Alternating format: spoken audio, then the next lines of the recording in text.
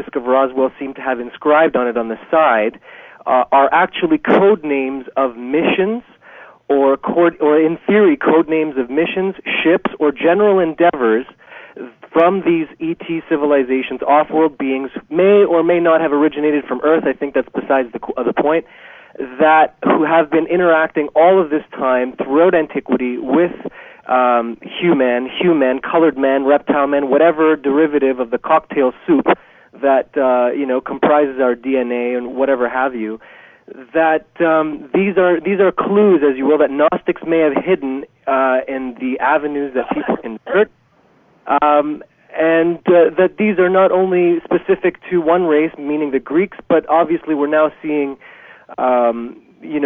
indications that places like and countries such as India and all what have you are starting to come to the forefront with more indication of their own interactions with these civilizations. So I want to close in saying thank you very kindly to your endeavors, and to answer Bill's last question on your show, Kerry, that if I can state this, that truth is the daughter of time and not of authority.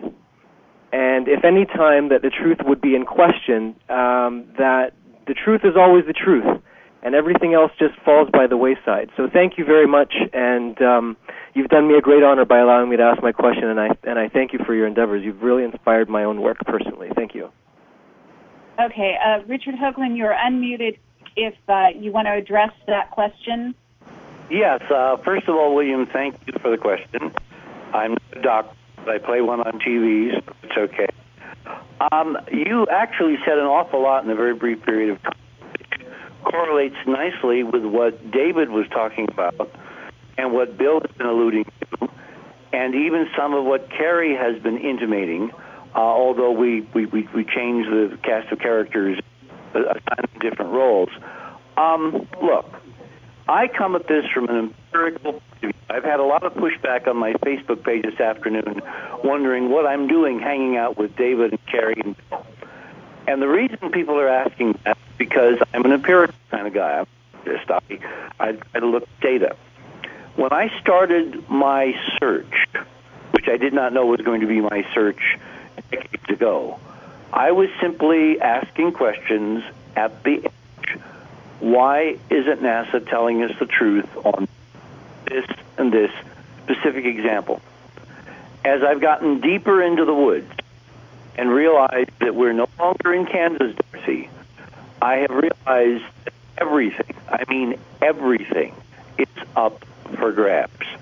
When you actually get in your gut the level to which we have been lied to, our history has been spun, our personas have been degraded, our entire worldview enslaved, our history doctored, when you really get down to the nitty-gritty and realize that there is almost nothing you can trust without asking questions, starting at the basic level, which is like, what is language?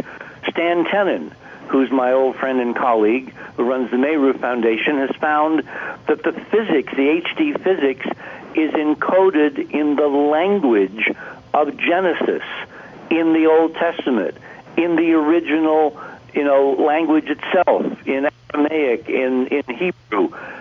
When you get to that level of codes, when you get to people like Grozny, the so-called Bible code thing, which is a ripoff of Stan's original decoding of Genesis, and discovering the HD physics right there in Let There Be Light, the way it's originally written and inscribed in terms of characters, that those are mathematical, geometrical, topological symbols indicating that this reality is only one of multiple dimensions.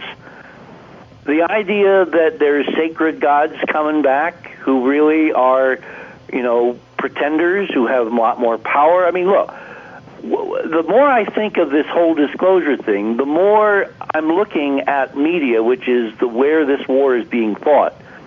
And I'm looking at it from a new set of lenses which says that every single thing we see right now in mainstream media, be it fiction, be it movies, television series, game shows, news, documentaries, talk shows, everything is related to the idea of disclosure, because you cannot separate who we are as a species from who has manipulated us down through millennia to create the pablum, the pale version of reality that most people are force-fed 24/7 in this culture. And when I say this culture, I just don't mean the United States of America. I mean the whole damn planet, because it's now become so homogenized.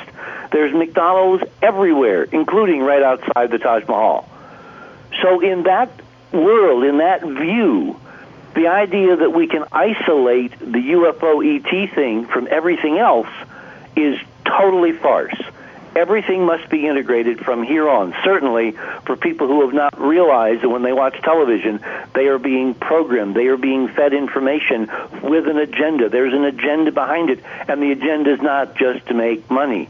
The agenda is to control the hearts and minds of 6+ billion people at this crucial time in the physics here in the solar system, which, because I'm an empiricist and I've been looking at this data for a very long time, I can report to you tonight, and it's now after 6 p.m. here in Mountain Time, so I can say night.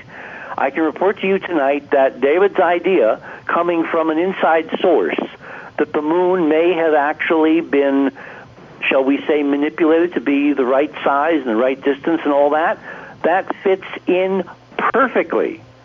Again, that fits in perfectly with totally independent empirical data I have regarding the scale that Enterprise has discovered of the ruins, not only on the moon, but all over the damn solar system. The scale of what the ancients, whoever they were, did and were able to carry out is mind-boggling. It is stupendous. It's Brobdingnagian, whatever word you want to use. It's huge.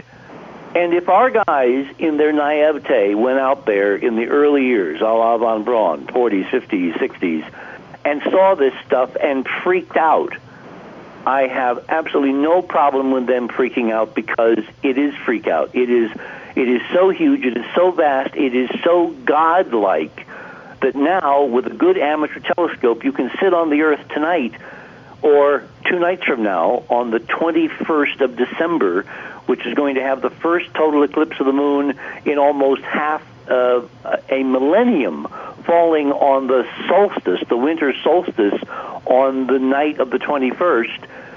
When you look with an amateur telescope, you can actually see some of these ruins on the moon, and we have images up on Enterprise showing amateurs around the world who have taken these photographs, and we put them on the Enterprise website. So when you deal with these kinds of enormous, huge philosophical backdrops to this concept of disclosure, this is so much bigger than anybody, except in this conversation right now this evening, appears to really be willing to grapple with. That yes, I can certainly entertain the idea there are forces and parties in the dark out there who have played head games with the population of this planet before, and who are probably doing it even now, or are going to try to do it when we reach this physics nexus point in the next few years. The question, of course, is, will they be successful, or will individuality, free will, our own consciousness, our own sense of who we are, our own sense of purpose, and our own sense of demanding the truth come to the fore, and will we, in fact, win this titanic, extraordinary confrontation going on behind the scenes, where no one seems to be willing to tell us, yes, we're in a war, and the war is for everything, and you better decide now which side you're on, because it's only going to get more interesting as time goes on. I hope that answers your question, William. Wow. Yes. Okay. Thank you. That's wonderful, Richard, and I appreciate all of that. Okay, we've got so many questions coming in here. It's actually huge. So I'm going to try to grab these as we go. To David, where does the update that the Stuxnet virus download come from?